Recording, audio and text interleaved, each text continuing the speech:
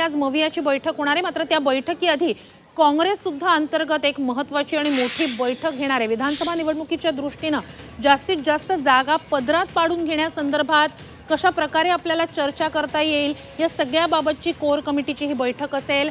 Core कमिटीची ही बैठक सुरू झालेली आहे। आगामी विधानसभा निवडणुकीत काँग्रेस जास्तीत जास्त जागा मागण्याची शक्यता आहे आणि विधानसभा मतदारसंघांमध्ये उत्तम कामगिरी करणाऱ्या आमदाराला आगामी विधानसभा निवडणुकीत काँग्रेस पक्षाकडून तिकीट दिलं जाईल अशी माहिती सूत्रांनी दिलेली आहे।